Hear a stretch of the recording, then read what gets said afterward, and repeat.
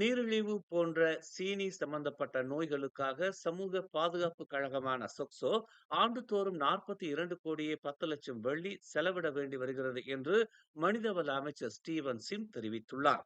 தொழிலிட பாதுகாப்பு மற்றும் சுகாதாரம் சம்பந்தப்பட்ட விவகாரங்களில் சொக்சோ தீவிர கவனம் செலுத்தி வருவதாக குறிப்பிட்ட அவர், தொழிலிடங்களில் நிகழும் விபத்துகளை தவிர்ப்பதற்கு அது எல்லா வகையிலும் பாடுபட்டு வருவதாக தெரிவித்தார். தங்களின் தொழிலாளர்கள் மகிழ்ச்சியுடன் இருப்பதை உறுதி செய்ய இலவச மருத்துவ பரிசோதனைகளையும் வழங்கி வருவதாக அவர் சுட்டிக்காட்டினார். நீரிழிவு நோயை கையாள்வதற்கு சர்க்கரை அளவை குறைக்கும் இயக்கத்தையும் அண்மையில் தாங்கள் தொடங்கி இருப்பதாகவும் அவர் கூறினார்.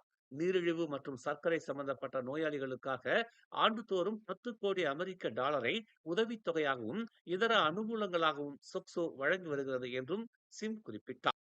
விபத்துகள், பேரிடர்கள், தொழில் இட துர்ச்சம்பவங்கள் போன்றவை நிகழ்வதற்கு முன்பே அவற்றை தடுப்பதற்கும் மனிதவள அமைச்சு நடவடிக்கை மேற்கொண்டுள்ளதாக அவர் கூறினார். மேலும் செய்திகளை தெரிந்து கொள்ள தமிழ் மலர் நாளிதழை பாருங்கள்.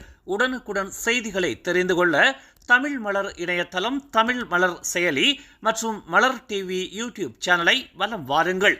எங்களோடு இணைந்திருக்க மலர் டிவியை பதிவு செய்து கொள்ளுங்கள். உறவுகள் மகிழ்ந்திட விருப்பம் மற்றும் பகிர்வு சேவையை சொடுக்கிடுங்கள்.